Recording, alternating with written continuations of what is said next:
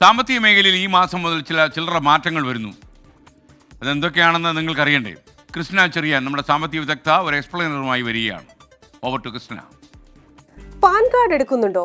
പുതിയ പാൻ കാർഡിനുള്ള അപേക്ഷയ്ക്ക് ആധാർ കാർഡ് നിർബന്ധമാകുന്നു. നിലവിൽ ഏതെങ്കിലും ഒരു തിരിച്ചറിയൽ കാർഡും ജനന സർട്ടിഫിക്കറ്റും ഉണ്ടെങ്കിൽ പാൻ കാർഡിന് അപേക്ഷിക്കാമായിരുന്നു.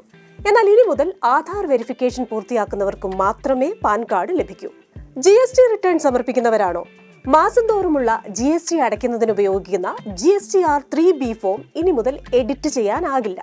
മാത്രവുമല്ല, GST റിട്ടേൺ സമർപ്പിക്കേണ്ട തീയതിയിൽ നിന്ന് 3 വർഷം കഴിഞ്ഞാൽ നികുതിദായകന് റിട്ടേൺ ഫയൽ ചെയ്യാനും സാധിക്കില്ല. ഈ അറിയിപ്പ് നൽകിയിരിക്കുന്നത് GST നെറ്റ്വർക്കാണ്. എഡിറ്റ് ചെയ്യാൻ സാധിക്കാത്തതുകൊണ്ട് തെറ്റൊഴിവാക്കാൻ നികുതി വിദഗ്ധർ ചില നിർദ്ദേശങ്ങൾ നൽകുന്നുണ്ട്. 1.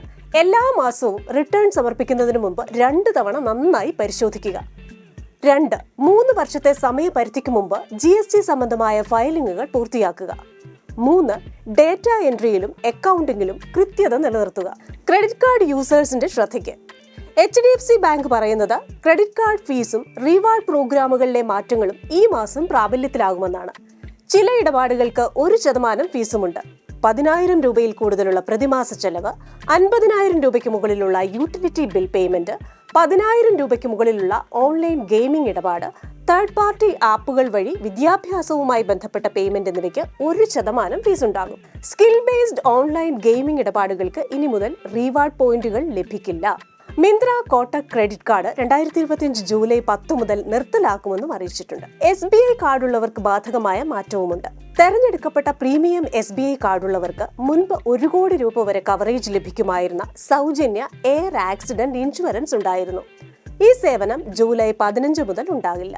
കൂടാതെ SBI ക്രെഡിറ്റ് കാർഡിന്റെ minimum due payment settlement order എന്നിവ കണക്കാക്കുന്നതിലും മാറ്റങ്ങളുണ്ട്. വിശദാംശങ്ങൾ വെബ്സൈറ്റ് പരിശോധിച്ച് മനസ്സിലാക്കണം. ATM ഇടപാടുകളിലെ മാറ്റം.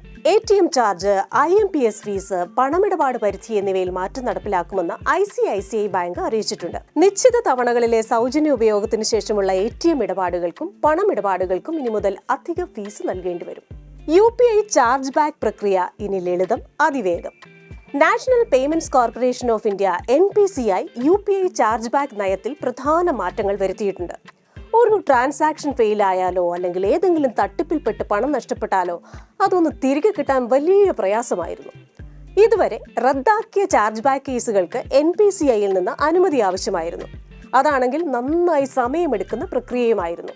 ഇനി മുതൽ NPCIയിൽ നിന്ന് അനുമതി വേണ്ട. അപ്പോൾ റീഫണ്ട് വേഗം കിട്ടും. റിട്ടേൺ സമർപ്പിക്കാൻ കൂടുതൽ സമയം. 2025-26 അസസ്മെന്റ് വർഷത്തിലെ ആദായ നികുതി റിട്ടേണുകൾ സമർപ്പിക്കുന്നതിനുള്ള അവസാന തീയതി ജൂലൈ 31 നിന്ന് സെപ്റ്റംബർ 15 വരെ നീട്ടിയിട്ടുണ്ട്. അപ്പോൾ കീശ കീറാതെ ഇടപാടുകൾ നടത്താൻ പ്രിയപ്പെട്ട പ്രേക്ഷകർ ഈ മാറ്റങ്ങൾ ശ്രദ്ധിക്കുമല്ലോ. അതത് വെബ്സൈറ്റ് പരിശോധിച്ചോ സ്ഥാപനങ്ങളുമായി ബന്ധപ്പെട്ടോ സംശയ നിവാരണം നടത്താൻ മറക്കണ്ട. Thank you Krishna Cherian.